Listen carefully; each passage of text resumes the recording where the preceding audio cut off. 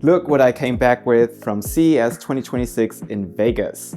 It's a pink small phone from iKKO.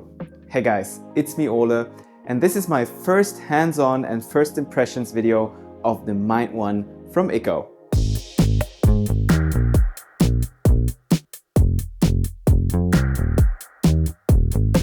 About 6 or 7 months ago, iKKO announced this small card-sized phone, and now I'm finally able to hold it in my own hands. I've used it for the past about 48 hours, and I think I already got a good feel for it. But of course, a full review will be published in the next couple of weeks or even months when I've used this phone a bit more thoroughly. On the outside, the Mind One features a 4.02-inch AMOLED display with 90 Hz refresh rate and a 1240 by 1080 pixel resolution. It's decent, not the sharpest, but it definitely is enough for the size. The frame is made from aluminum, so it feels like a good quality product and definitely like a sturdy little square. On the right side, you'll find a volume rocker, a power button, which is also a fingerprint sensor, and also a shutter button for the camera. On the bottom, you'll find a USB-C port, which is able to charge the 2200 mAh battery with up to 30 watts. And I know that doesn't sound like a lot, and the battery definitely doesn't last me for a whole day of my usage, but I have to test that a little more in the coming weeks. Also, you'll find a microphone and a loudspeaker. On the top, you'll find a dedicated button to switch to iKKO's own AI operating system. More on that later, and something that looks like an IR blaster, but it's actually a sensor for the light. On the left side, you'll find a nano SIM slot. There's no eSIM, but there is vSIM, but more on that also later in the video. While I like that they placed so many buttons on this small phone, I have to say that I pressed a lot of them on accident because it's just so small and your thumbs constantly rest on them. Also, the fingerprint sensor is like hit or miss. This could be because maybe I have special fingerprints, but that's up for discussion. Also, the speaker on the bottom, and there's no other way to put it, it sounds horrible. It's definitely the worst speaker I've heard in the past 10 or 15 years. It's thin, has shallow sound, no bass, and it's actually distorted. And I at first thought that maybe my speaker is broken, but I asked Jake from Returning Retro, who also has the Mind One now, and he has the exact same issue, so maybe that's just the way it is.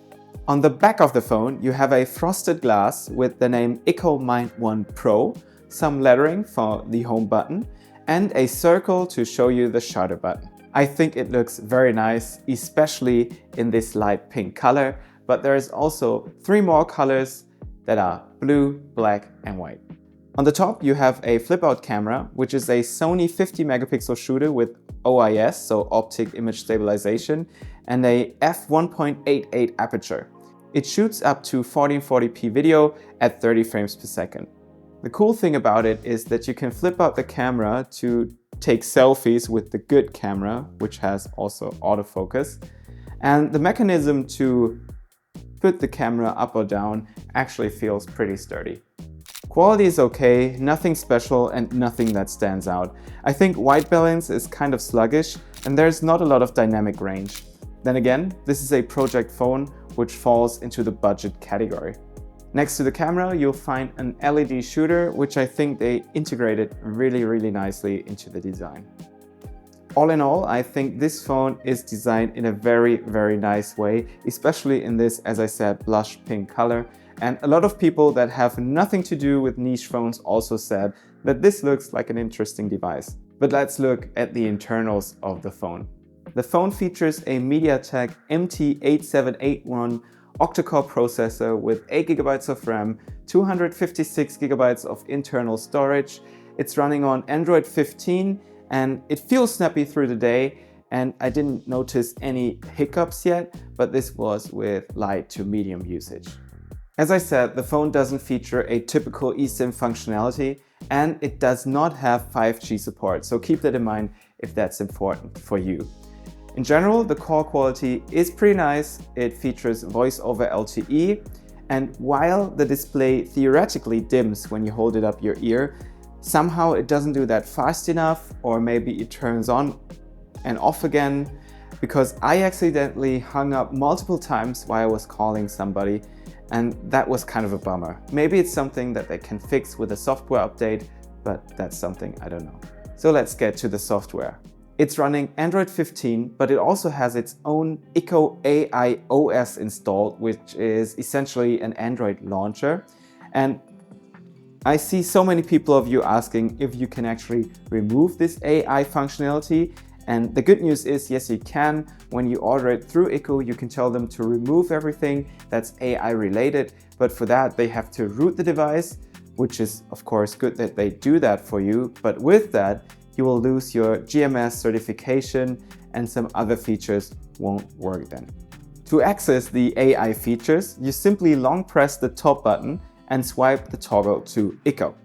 Now you're in the launcher, giving you access to all kinds of AI apps like AI Chat, which lets you choose between different AIs like JetGPT, DeepSeek and more without any subscription fees.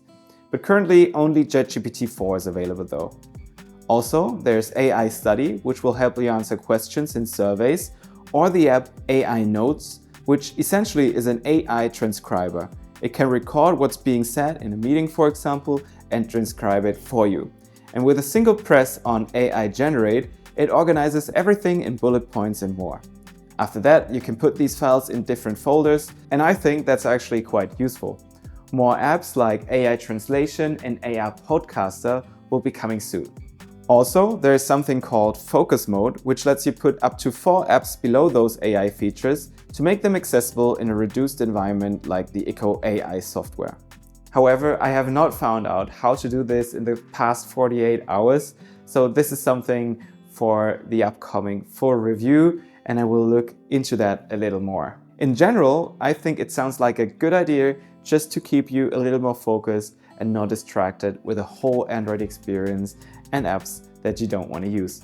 Another cool thing the iKKO Might 1 features is a technology called NovaLink, which essentially gives you free internet for those AI features only in up to 60 countries without any extra cost and without long configurations. It just works through your iKKO account.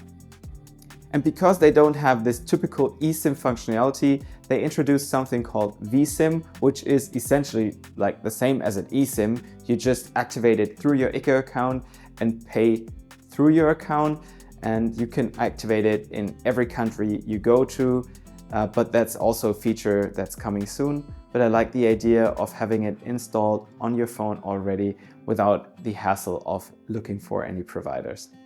So as I said, I've only used this device for the past 48 hours, but what I can say is that I like the hardware. It feels very nice in the hands. I like the screen. I like the idea of just making a square phone. However, apps like social media or apps for media consumption that require vertical video display or media display is of course not optimized for a square screen like on the iKKO Might 1, and I have not found a feature yet to make it look like you have black bars or bezels on the left and right side so you can see it properly. But I don't think that the iKKO was produced for social media consumption, but more is a phone that keeps you focused on the things that are important. And I actually could think about this phone that I'd use in the evenings after work when I don't want to get distracted with social media, spend a little time that is valuable, and only have this phone with me to maybe get important messages. I'm able to take some photos, but still have the whole functionality of Android to stay flexible. But of course, this phone can also be used as a main phone if you want to. I just don't think that it'd be a main phone for me, but all in all, I see that it has potential and I'm very excited for the next couple of weeks when I use it.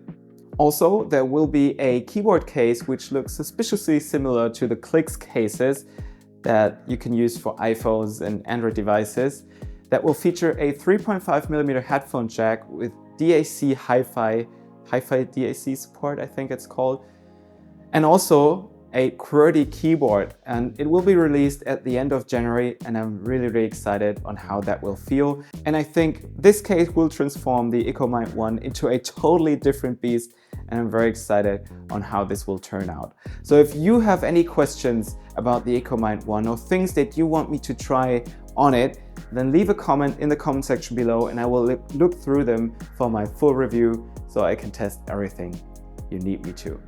So if you like this video, make sure you subscribe to my channel, give the video a like if you liked it. Also make sure to follow me on my social media channels, Instagram and Twitter. There's actually a lot happening on Instagram currently, so stay tuned for more. And yeah, that's it for this video.